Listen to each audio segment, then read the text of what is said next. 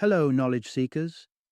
In this episode of 20-Minute Books, we dive into Deep Work by Cal Newport, a compelling examination of the modern challenges in achieving focused and fruitful work amid the distractions of technology. Released in 2016, this insightful book offers a roadmap to unlocking deep, sustained attention and maximizing productivity in our professional lives.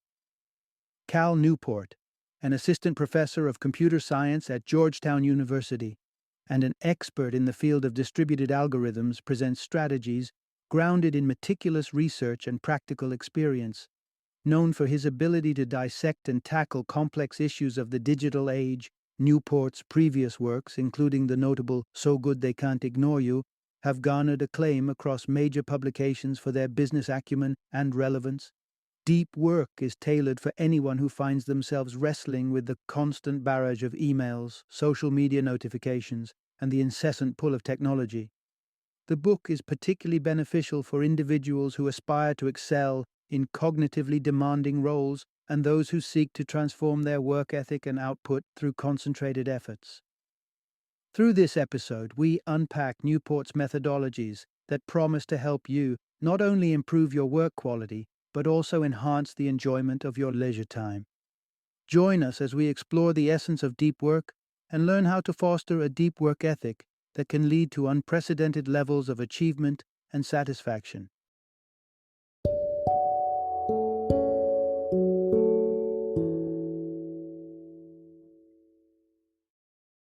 Deep Work: Rules for Focused Success in a Distracted World.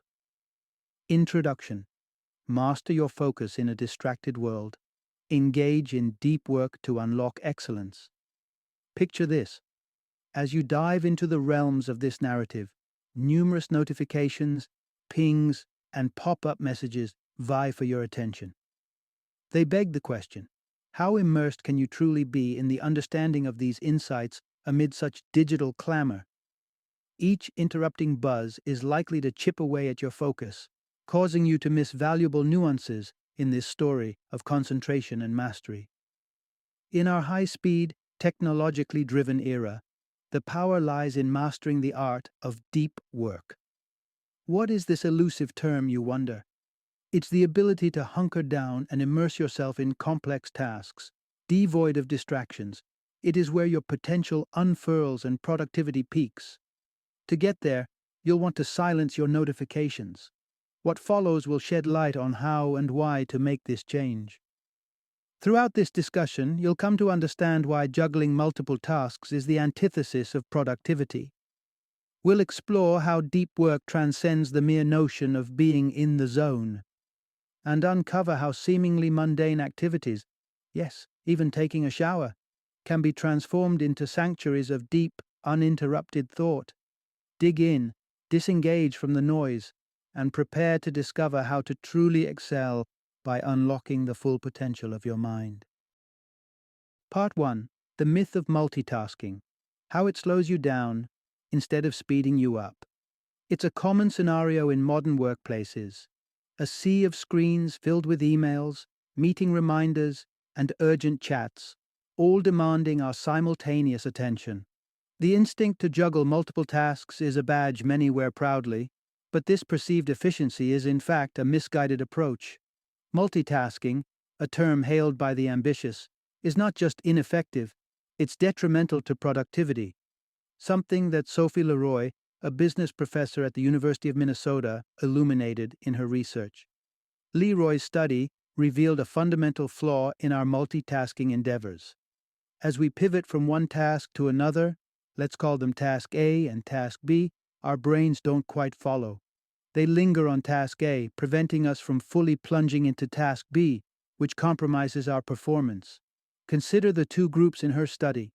While Group A was torn from word puzzles to deliberate hiring decisions, still rattled with puzzle-related thoughts, Group B transitioned smoothly post-puzzle completion, undistracted and ready. The results culminated in a significant takeaway. Group A, with their minds still tangled in the puzzles, lacked the focus needed for the crucial hiring task ahead. The bold verdict resonated clearly. Multitasking hampers our ability to concentrate and hence hinders our productivity. But it's not just the allure of multitasking that scuppers our focus. The digital leashes that tether us to our devices are equally culpable. A simple open tab, a blinking light, or a pop-up notification can slice through our concentration, luring us away from the job at hand, even if we resist the temptation to interact with our inboxes. We can look to a 2012 McKinsey study as evidence. It disclosed a stark truth. People dedicate an astonishing 60% of their work week to being hooked on digital communication and web browsing, while merely 30% of that time is spent solely on email interaction. Yet, despite these numbers, there's a pervasive sense of being busier than ever before. The ease of ticking off minor to-dos creates a deceptive sense of achievement, a feeling of bustling productivity. In reality, however, this frantic shuffling of tasks is a mirage.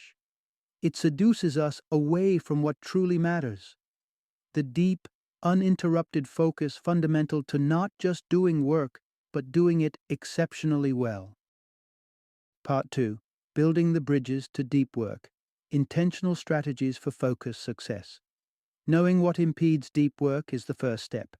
However, the crux of the matter is how to bypass these hurdles. While there's no one-size-fits-all remedy, a suite of strategies awaits those ready to embrace deep concentration. Consider the monastic approach, a strategy akin to a monk's retreat. By shedding all distractions and seeking solitude, one can carve out a sacred space for intense focus. However, if complete isolation isn't feasible, there's the bimodal approach. Here it's all about delineating an extensive, undisturbed time frame for work while the rest of your life hums along as usual. Then there's the rhythmic approach, which is built on the premise of consistency. Picture setting aside regular intervals, say 90 minutes, for deep work, and using a calendar not just to schedule but to visualize and honor these commitments. Lastly, we have the journalistic strategy, designed for seizing spontaneity. This involves snatching any slice of unexpected free time throughout your day and dedicating it to intense cognitive labor. Selecting a strategy is not enough. These approaches demand dedicated intention. That's what sets deep work apart from merely being in the zone. Falling into the zone might be by chance, following hours of aimless drift. In contrast, deep work is orchestrated and eagerly sought out. To usher your mind into this state, rituals are key.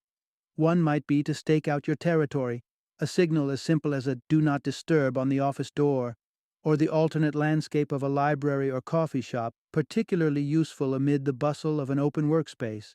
Look at J.K. Rowling, who retreated to a luxurious hotel to wrap up her final Harry Potter manuscript. She wasn't just craving comfort. She was creating a battle station against the chaos of home and the weight of expectations, a personal stronghold for deep work. Boundaries are equally important. Disconnecting from the virtual world may mean unplugging the Wi-Fi or powering down your smartphone. After all, the digital world will persist without you for a spell. Lastly, deep work must be made sustainable. Your body needs nurturing, light, exercise, nourishment, the occasional caffeine bolster, to empower the mind. Neglecting these essentials would leave you stranded on the shores of focus, with the depths of deep work lying unexplored. So, equip yourself well for the dive into concentrated excellence. Part 3. Enhancing focus in a distracted age. Sharpen your mind and choose technology wisely. In a world where screens are omnipresent, where a symphony of beeps and buzzes become the soundtrack of our lives, our brains have fallen victim to a hunger for distraction. From the flicker of social media to the allure of instant messaging, every moment seems to be a siren call away from focus. Our brain's default to distraction is not a mere coincidence, rather it's a legacy of our survival instincts. Anomalies in our environment could spell danger or opportunity. Thus, being easily sidetracked was once an evolutionary advantage. However, in seeking deep concentration in our tasks today, this natural predilection presents a challenge. Enter the realm of productive meditation. a technique poised to retrain your brain's focus. Embrace moments that generally slip by underutilized, a stroll with your dog, the daily shower, or your commute, and turn them into incubators for problem solving. This isn't about mind wandering, it's about sharpening your focus on a single issue, dissecting and addressing it without succumbing to mental detours. Begin the productive meditation journey by questioning the facets of your chosen problem, dissecting them, understanding them. When you lock onto a specific aspect, shift to action-oriented questions such as, what concrete steps must I take to achieve my goal? Think of this process as your brain's resistance training, strengthening the muscle of focus with every session. This disciplined approach should extend to your digital habits as well. Examine your use of social media and the internet. Are they tools serving a purpose or digitized diversion? For example, if social media is your bridge to friends, then use it mindfully to forge connections, but also make strides to nurture these relationships in person, beyond the digital veneer. If maintaining precision in your online activities seems daunting, consider an experiment, a 30-day social media sabbatical. Afterward, ponder two questions. Did the absence of online chatter enhance the quality of the past month? Did anyone notice or care about your hiatus? If you find the answers lean toward no, the implication is crystal clear. Bid adieu to that corner of the digital world for good. If it's a yes, it may be a sign that social media holds value that justifies its place in your life. The pursuit of focus is not just about resisting distraction, but about intentionally crafting and curating the role technology plays in your day-to-day existence. Part 4. Intentional Living. How structured schedules can replenish your energy. Imagine you've just returned from a day saturated with work or errands, your energy sagging, your spirit craving reprieve. The siren call of idleness beckons. Yet, the pursuit of leisure, devoid of structure, often leads you into an all-too-familiar dance: television, social media scrolls, and endless web surfing. By nightfall, exhaustion weighs heavier, and rejuvenation remains elusive, leaving you ill-prepared for the following day. But what if there was a way to escape this cycle? The key is meticulous scheduling for work and leisure alike. Each morning, envision your day as a mosaic of 30-minute blocks, each a vessel for purposeful tasks or deliberate relaxation. Chart out when to eat, unwind, or tend to emails alongside your professional obligations. Of course, life has a penchant for reshaping our best-laid plans. When disruption knocks, it's not a signal to abandon the schedule, rather, to adapt your time blocks accordingly. The schedule is less a rigid edict and more a conscious ledger of your time investment. Transitioning from professional to personal life can be facilitated by setting definitive ends to your workday. For instance, a self-imposed embargo on after-hours emails allows your mind to decompress, to transition from productivity to restoration. And what of those treasured off hours, those evenings and weekends? Preempt them with intention. Schedule them not around digital screens, but around pursuits that nourish your soul and invigorate your body. Whether it be the pleasure of a book, the sweat of exercise, or the warmth of time spent with dear ones, let these be the activities that revive you. Embrace this practice and watch as your days transform. You'll find that the architecture of a thoughtful schedule is the foundation upon which restorative rest and effective work harmoniously balance, leaving you rejuvenated and ready to embrace each new dawn. Final summary. In an era where the buzz of multitasking and the allure of continuous connectivity dominate our lives, the drumbeat of distraction grows ever louder.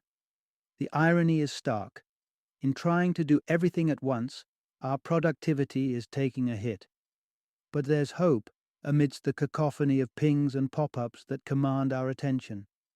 By committing to the disciplined practice of deep work, we can reclaim our time and maximize our efficiency.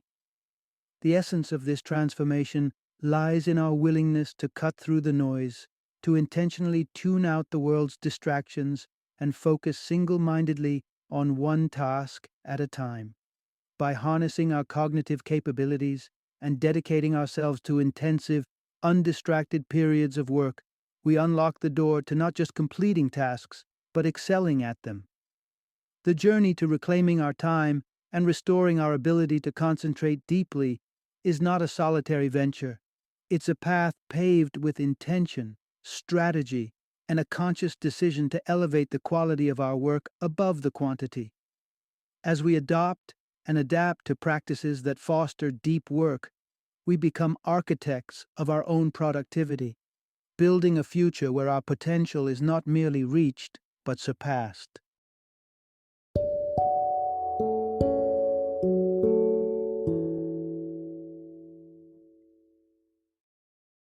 Thank you for joining me today on this journey of learning and discovery as we explored the insights of another thought-provoking book in our growing library of knowledge.